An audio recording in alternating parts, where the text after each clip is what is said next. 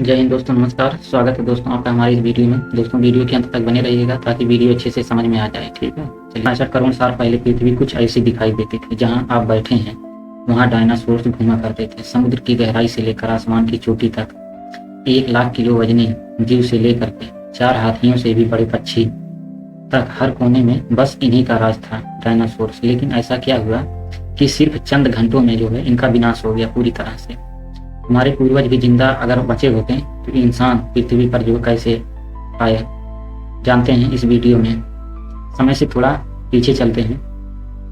यह है हमारी पृथ्वी। उस वक्त ऑक्सीजन ज़्यादा होने की वजह से 3035 माले की बिल्डिंग, जितने ऊंचे पेड़ हर जगह जो दिखाई देते थे, और उनमें रहते थे क्या, डायनासोर्स, जो कि चित्र में दिखाई दे रहा है। 8 मंजिला ऊंचा अर्जेंटीना सोरेंस एक दिन में जो है या कई जंगल चढ़ जाते थे। उस वक्त पृथ्वी कुछ ऐसी दिखाई देती थी। ये है चूने के रेगिस्तान, जहाँ लाखों सालों से बरसात नहीं हुई। यहाँ भी इनका बोलबाला था। यह हमारा भारत जो एशिया की तरफ बढ़ रहा था। उस वक्त भारतीय जमीन लावा से भरी रहती थी। यहाँ पाए जाते थे, इन्हीं का राज होता था। सूर्य से यहाँ का कुछ अलग ही मंजर था। 7 बस जितने लंबे जीव से लेकर के इंसान जितने बड़े केकड़े तक जो है बाहर आकर देखे तो कई किलोमीटर लंबे अमेरिकी रेगिस्तान में पाए जाते थे। टाइटेनोसोरस, जी हाँ, 20 हाथियों जितना वजनी, जी हाँ, चित्र में दिखाई दे रहा होगा। 20 हाथियों जितना वजनी थे। 8 मालों की बिल्डिंग से भी ऊंचे थे। जीव आज यहाँ जो है बचे पैदा करके इकट्ठा हुए। दुनिया के हर कोने में डायनासोर्स की आवाज़ें गूंज रही थी, लेकिन इन्हें क्या पता कि आज इनका अंत होने वाला है। जी हाँ, दरअसल हमारे सौर मंडल में मौजूद है जुपिटर और मंगल ग्रह के बीच में बहुत ही उल्का पिंड है, चित्र में दिखाई दे रहा है, जो सूरज का चक्कर लगा रहे हैं। अंत में 10 करोड़ साल पहले इनमें से 2 उल्का पिंड टकरा करके टकराहट हुआ और उनका एक टुकड़ा तेजी से गति से पृथ्वी की तरफ बढ़ने लगा। जी हाँ, पृथ्वी के पास आते ही उसके कुछ टुकड़े चांद पर गिरे, मगर गति तेज होने की वजह से चांद का गुरुत्वाकर्षण उसे खींच नहीं पाया। पृथ्वी के करीब आते ही उसकी गति बढ़ने लगी। वातावरण के हिसाब से उसे जलना शुरू कर दिया। वह जो 80,000 किलोमीटर प्रति घंटा की रफ्तार से पृथ्वी से टकराया। जी हाँ, इतना तेजी से। यहाँ रात के 1:30 बज रहे थे। ठीक टकराने से 4 मिनट पहले पूरी पृथ्वी पर उजाला हो चुका था।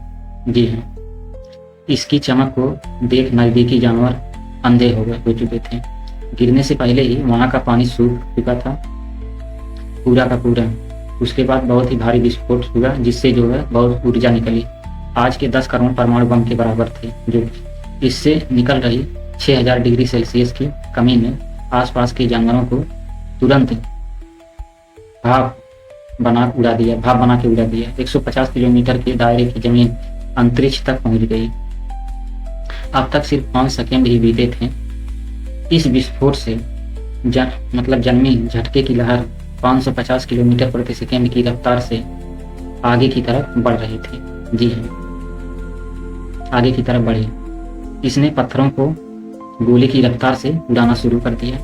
आसपास की नदियां उल्टी बहने लगी। जी हाँ, जैसा कि चित्र में देख रहे हैं, जंगल के पेड़ नीचे गिरने लगे। पहाड़ों ने दम तोड़ना शुरू कर दिया।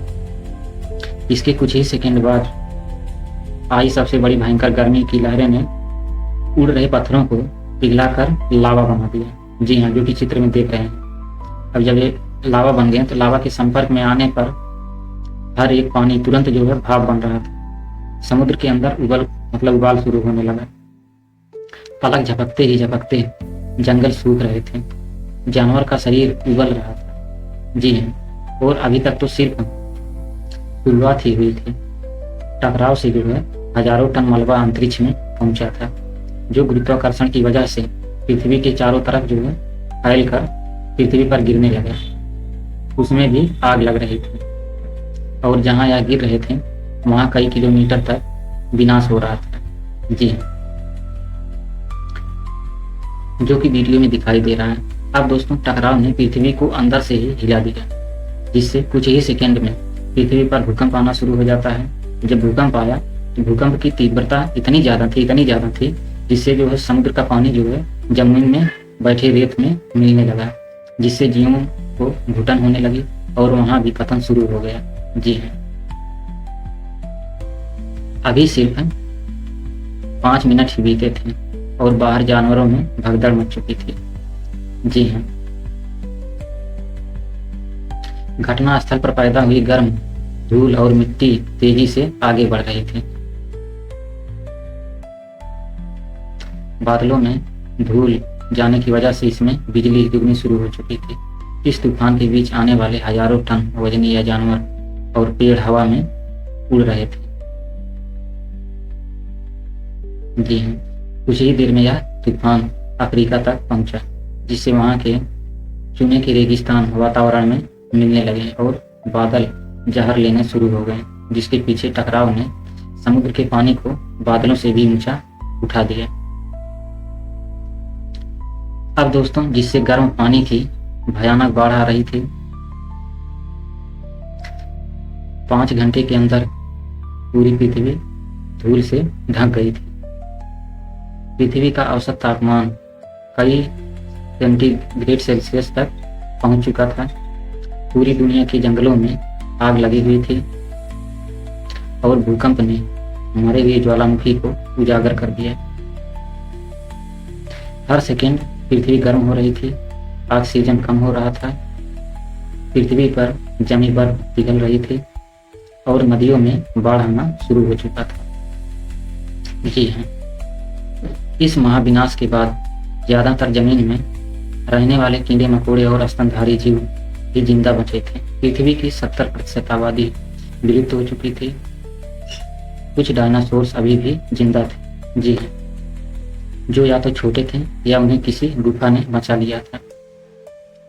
समुद्र की गहराई में रहने वाले जीव भी सलामत बचे थे, लेकिन अब जो है उनका भी समय खराब होने वाला था। कुछ ही दिनों बाद जहरीले बादल पूरी दुनिया में बरसना शुरू हो गए।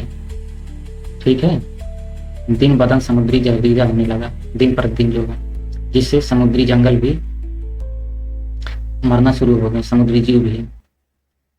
धूल से ढकी पृथ्वी ठंडी पड़ रही थी और कुछ ही महीने में पूरी पृथ्वी बर्फ से ढक गई, हमारे पूर्वजों को डायनासोर्स से। चलिए दोस्तों, मिलते हैं नेक्स्ट वीडियो में, तब तक के लिए जय हिंद दोस्तों, नमस्कार।